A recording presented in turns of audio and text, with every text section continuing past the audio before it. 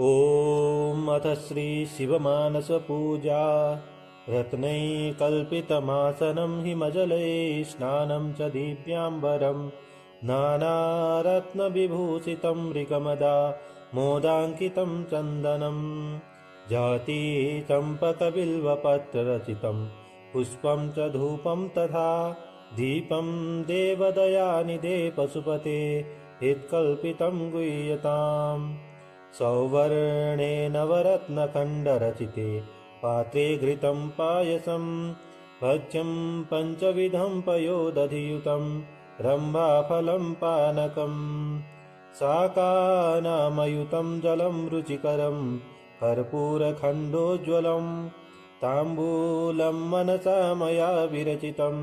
भक्त्या प्रभो स्वीकुरु। छतरं चामरयोर्युगं व्यजनकं चादर्शकं निर्मलं वीणाभेरिमृदङ्गकाहलकला गीतं च नेत्यं तथा साष्टाङ्गं प्रणतिस्तुतिर्बहुविधा एतत्समस्तं मया सङ्कल्पेन समर्पितं तव विभो पूजां गृहाण प्रभो। आत्मा त्वं गिरिजामतिः सहचरा प्राणः शरीरं गृहं पूजा ते विषयोपभोगरचना निद्रा समाधिस्थितिः सञ्चारपदयोः प्रदक्षिणविधि श्रोत्राणि सर्वा गिरो यद्यत् कर्म करोमि तदखिलं शम्भो तवाराधनम्। करचरणकृतं वा कायजं कर्मजं वा श्रवणनयनजं वा मानसं वापराधं विहितमविहितं वा सर्वमेतत्क्षमस्व। जय जय करुणाब्धे श्रीमहादेव शम्भो। रत्नैकल्पितमासनं हिमजले स्नानं च दिव्याम्बरं नानारत्नविभूषितं मृगमदा मोदाङ्कितं चन्दनं जाति चम्पकबिल्वपत्ररचितं पुष्पं च धूपं तथा दीपं देवदयानिधे पशुपते हितकल्पितं गुह्यताम्। सौवर्णे नवरत्नखण्डरचिते पात्रे घृतं पायसं भक्ष्यं पञ्चविधं पयोदधियुतं रम्भाफलं पानकं शाकानामयुतं जलं रुचिकरं कर्पूरखण्डोज्ज्वलं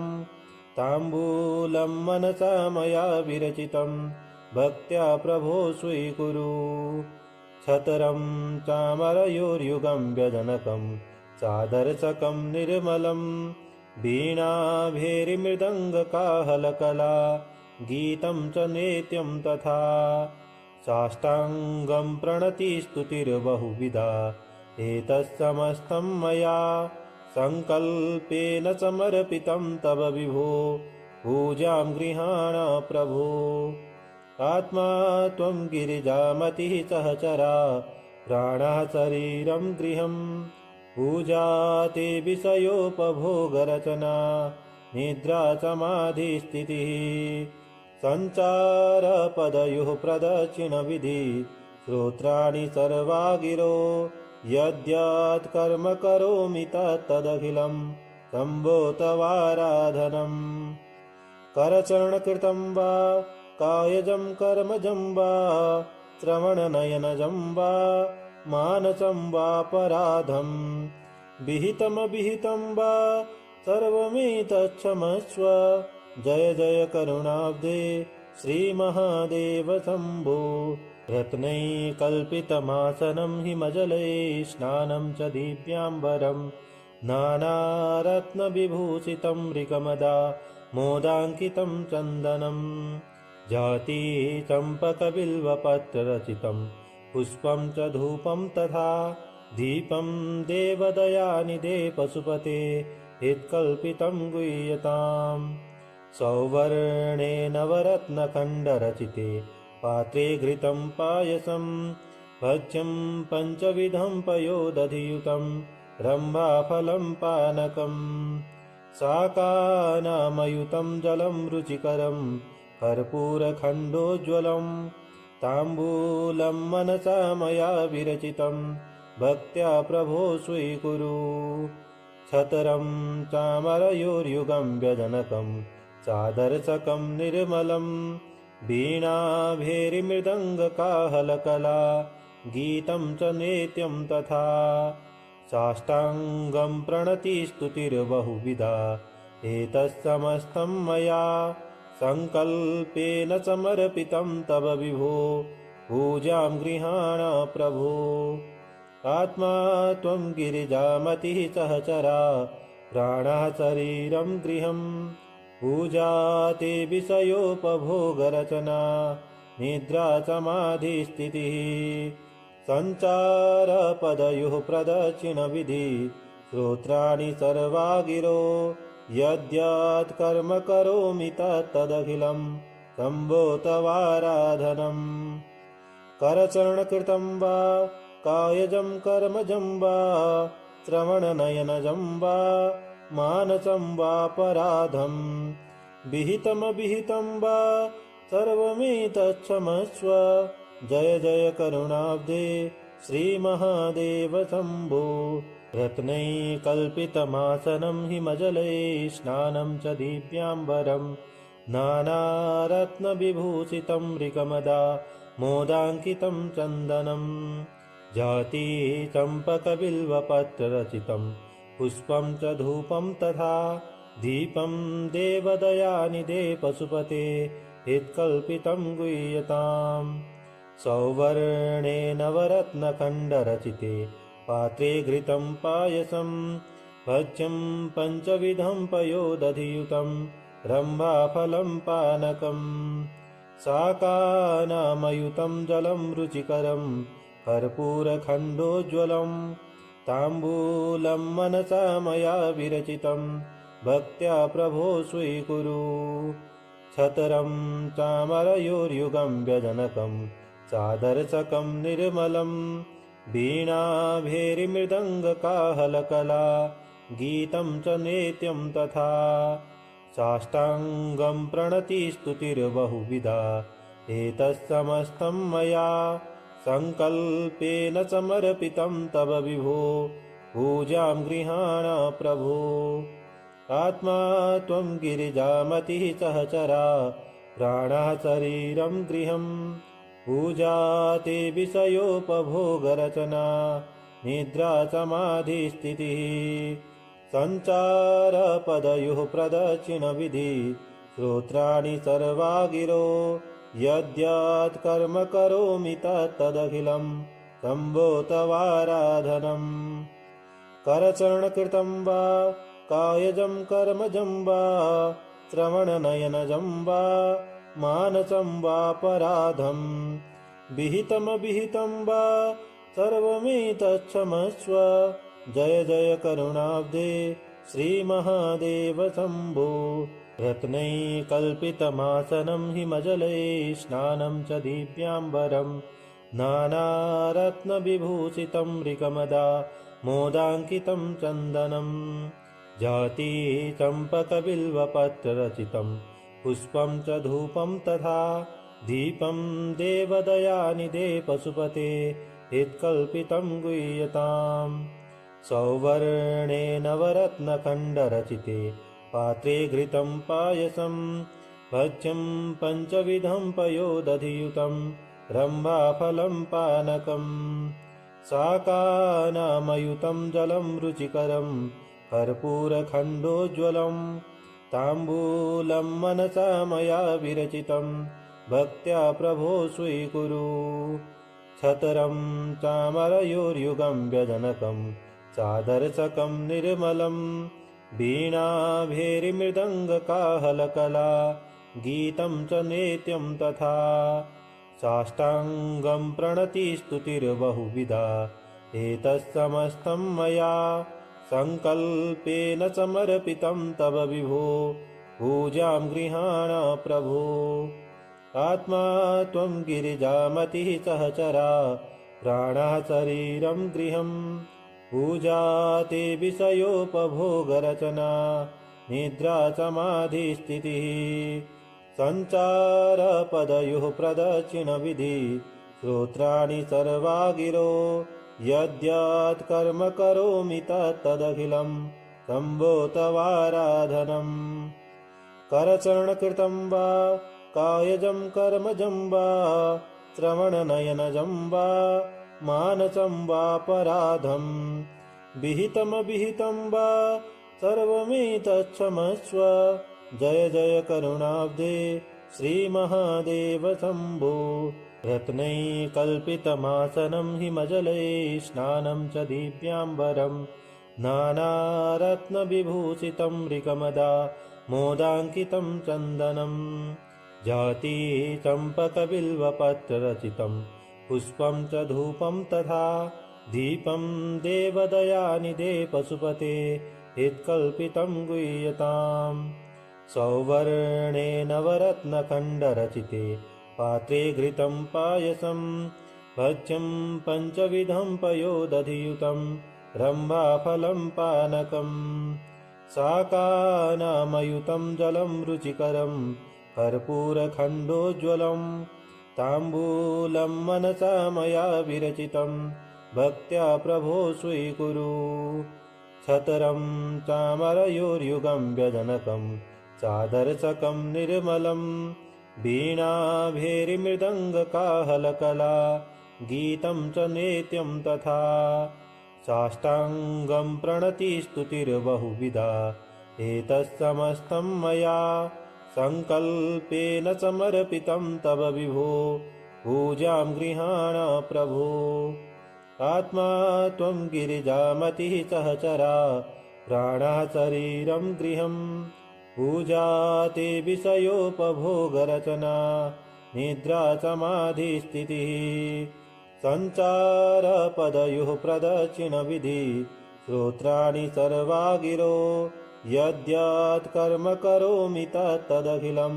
शम्भो तवाराधनम् करचरणकृतं वा कायजं कर्मजं वा श्रवणनयनजं वा मानसं वापराधं विहितमविहितं वा सर्वमेतत्क्षमस्व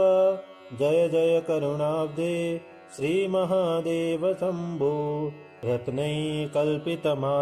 हिमजले स्नानं च दिव्याम्बरं नानारत्नविभूषितं मृगमदा मोदाङ्कितं चन्दनं जाति चम्पकबिल्वपत्ररचितं पुष्पं च धूपं तथा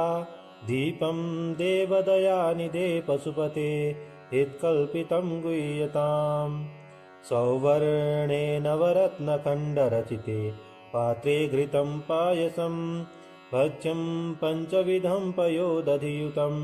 रम्भाफलं पानकम् शाकानामयुतं जलं रुचिकरं कर्पूरखण्डोज्ज्वलं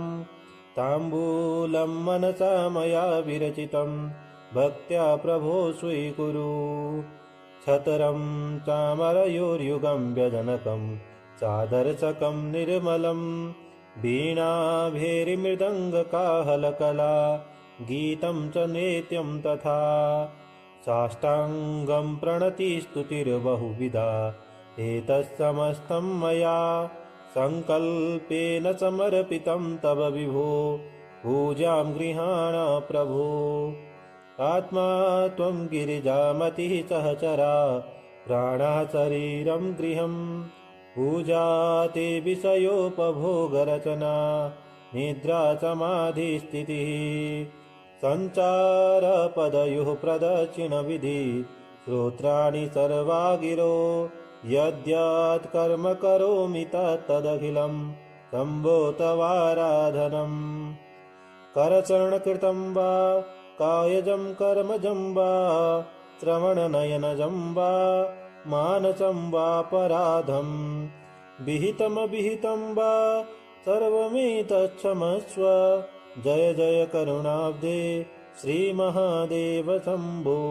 रत्नैकल्पितमासनं हिमजले स्नानं च दिव्याम्बरं नानारत्नविभूषितं मृगमदा मोदाङ्कितं चन्दनं जाति चम्पकबिल्वपत्ररचितं पुष्पं च धूपं तथा दीपं देवदयानिधे पशुपते यत्कल्पितं गुह्यताम् सौवर्णे नवरत्नखण्डरचिते पात्रे घृतं पायसं भक्ष्यं पञ्चविधं पयोदधियुतं रम्भाफलं पानकम् शाकानामयुतं जलं रुचिकरं कर्पूरखण्डोज्ज्वलं ताम्बूलं मनसा मया विरचितं भक्त्या प्रभो स्वीकुरु छतरं चामरयोर्युगं व्यजनकं चादर्शकं निर्मलं वीणाभेरिमृदङ्गकाहलकला गीतं च नृत्यं तथा साष्टाङ्गं प्रणतिस्तुतिर्बहुविधा एतत्समस्तं मया सङ्कल्पेन समर्पितं तव विभो पूजां गृहाण प्रभो आत्मा त्वं गिरिजामतिः सहचरा प्राणः शरीरं गृहं पूजा ते विषयोपभोगरचना निद्रा समाधिस्थितिः सञ्चारपदयोः प्रदक्षिणविधि श्रोत्राणि सर्वा गिरो यद्यत् कर्म करोमि तदखिलं शम्भो तवाराधनम् करचरणकृतं वा कायजं कर्मजं वा श्रवणनयनजं वा मानसं वापराधं विहितमविहितं वा सर्वमेतत्क्षमस्व जय जय करुणाब्धे श्रीमहादेव शम्भो रत्नैकल्पितमासनं हिमजले स्नानं च दिव्याम्बरं नानारत्नविभूषितं ऋकमदा मोदाङ्कितं चन्दनं जाति चम्पकबिल्वपत्ररचितं पुष्पं च धूपं तथा दीपं देवदयानिधे पशुपते यत्कल्पितं गुह्यताम् सौवर्णे नवरत्नखण्डरचिते पात्रे घृतं पायसं भक्ष्यं पञ्चविधं पयोदधियुतं रम्भाफलं पानकम् शाकानामयुतं जलं रुचिकरं कर्पूरखण्डोज्ज्वलं ताम्बूलं मनसा मया विरचितं भक्त्या प्रभो स्वीकुरु छतरं चामरयोर्युगं व्यजनकं चादर्शकं निर्मलं वीणाभेरिमृदङ्गकाहलकला गीतं च नृत्यं तथा साष्टाङ्गं प्रणतिस्तुतिर्बहुविधा एतत्समस्तं मया सङ्कल्पेन समर्पितं तव विभो पूजां गृहाण प्रभो आत्मा त्वं गिरिजामतिः सहचरा प्राणः शरीरं गृहं पूजा ते विषयोपभोगरचना निद्रा समाधिस्थितिः सञ्चारपदयोः प्रदक्षिणविधि श्रोत्राणि सर्वा गिरो यद्यत् कर्म करोमि तदखिलं शम्भो तवाराधनम् करचरणकृतं वा कायजं कर्मजं वा श्रवणनयनजं वा मानसं वापराधं विहितमविहितं वा सर्वमेतत्क्षमस्व जय जय करुणाब्धे श्रीमहादेव शम्भो रत्नैकल्पितमासनं हिमजले स्नानं च दिव्याम्बरं नानारत्नविभूषितं ऋकमदा मोदाङ्कितं चन्दनं जाति चम्पकबिल्वपत्ररचितं पुष्पं च धूपं तथा दीपं देवदयानिधे पशुपते यत्कल्पितं गुह्यताम् सौवर्णे नवरत्नखण्डरचिते पात्रे घृतं पायसं भक्ष्यं पञ्चविधं पयोदधियुतं रम्भाफलं पानकम् शाकानामयुतं जलं रुचिकरं कर्पूरखण्डोज्ज्वलं ताम्बूलं मनसा मया विरचितं भक्त्या प्रभो स्वीकुरु छतरं चामरयोर्युगं व्यजनकं चादर्शकं निर्मलं वीणाभेरिमृदङ्गकाहलकला